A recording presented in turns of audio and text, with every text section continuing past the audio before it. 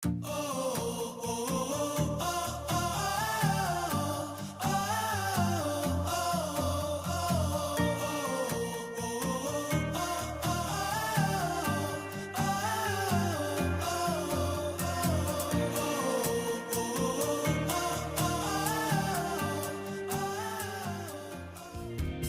ka ba sa trabaho, sa school, sa gawaing bahay, or baka gusto mo lang mag-slow down?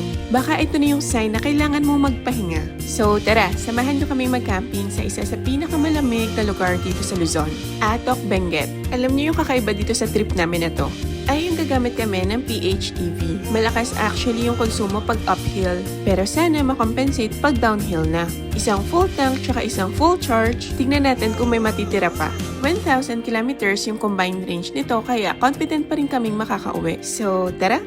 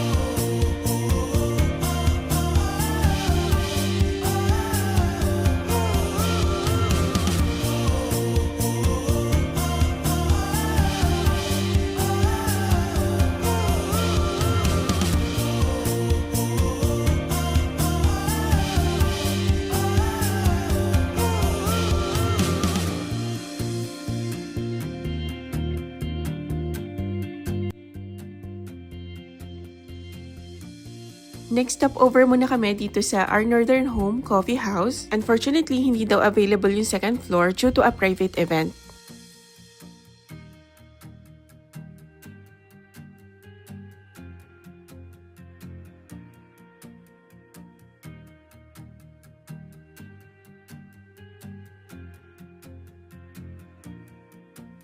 Dito na kami kumain ng lunch kasi may 22 kilometers pa papunta dun sa campsite. Nakakagulat yung dami ng servings nila dito. Tama lang din yung presyo ng pagkain. Nakakapanghinayang nga lang kasi nga hindi kami makakakain with a mountain view. Yun din kasi yung sikat sa restaurant na to.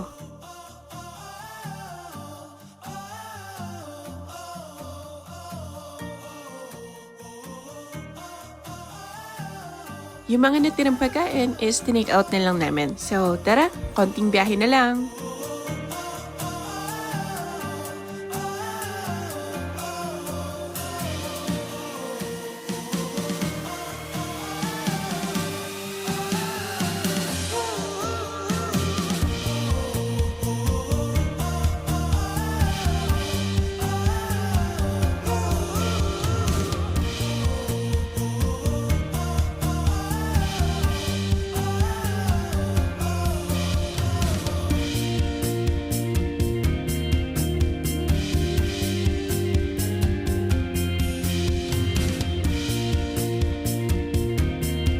So, ito na nga pala yung paliko papunta sa Goat Cliff, Adventure and Camping.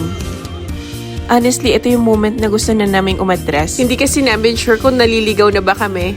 At saka siguro mga 1 kilometer din yung one way. Grabe yung fog pagdating namin. Mga bandang 2 PM na nga pala ito ng hapon.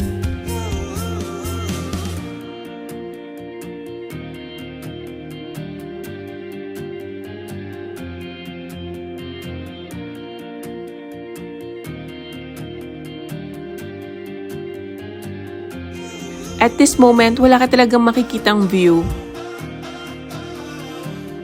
At dahil lang sabi sa amin is mukhang uulan, nagmadali na rin kami mag-setup ng tent. Slow start kami sa una kasi medyo naninibago na ulit kami paano mag-setup. It's been 3 years since yung last car camping namin.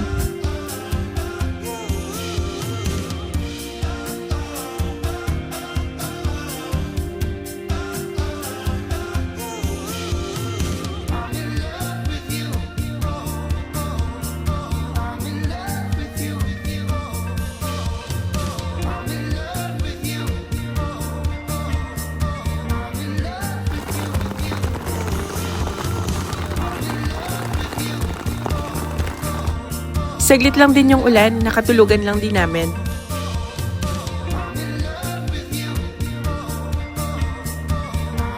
Tiyo na din paglabas namin. Nakakatuwa yung anak ko, game na game din talaga siya. Ito yung mga special moments na gusto naming i-share sa kanya habang bata pa siya. And gusto naming i-video para pag malaki na siya, meron siyang babalikan. Mommy and Daddy loves you so much. One of the best experience is cooking at the campsite. Worst lang yung maghugas, right? Pero aminin natin, ito yung isa sa pinagpaplanuhan natin. Ano ba yung masarap kainin sa campsite? Si husband, nag-request siya ng inihaw na liampo. Kaya nagsaing na rin ako ng kanin. At dahil malamig nga yung panahon, hindi pwedeng mawawalan kami ng sabaw. Kaya ito, nagluto na rin ako ng sopas. Nalimutan ko nga bumili ng manok na pangsahog. Pero okay lang yan, buti na lang may corned beef kaming dala.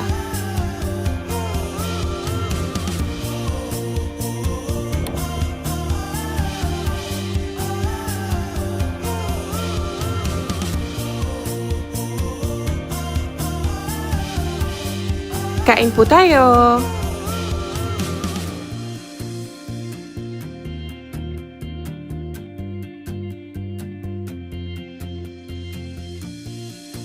At syempre, sa ganito kalamig na panahon, hindi pwedeng mawala yung bonfire. Inintay lang naming maubos and then mga 11 PM, lights out na kami.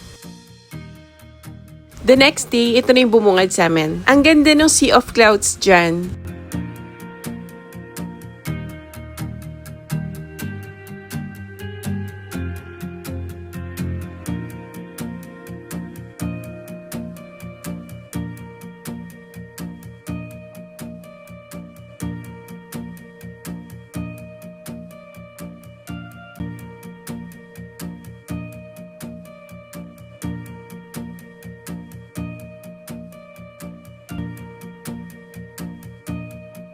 Grabe to guys, parang CR to heaven. By the way, itong campsite na to is sikat for rappelling. Marami na ring visitors nung umaga. Nag-decide na rin ako magluto ng breakfast kasi need pa naming bumaba ng Baguio. May tindahan nga pala sila dito at kung kailangan mo ng internet, meron din sila. Habang pababa ako ng tindahan, nadaanan ko tong mga gulayan. Grabing unplug at saka unwind talaga tong trip na to.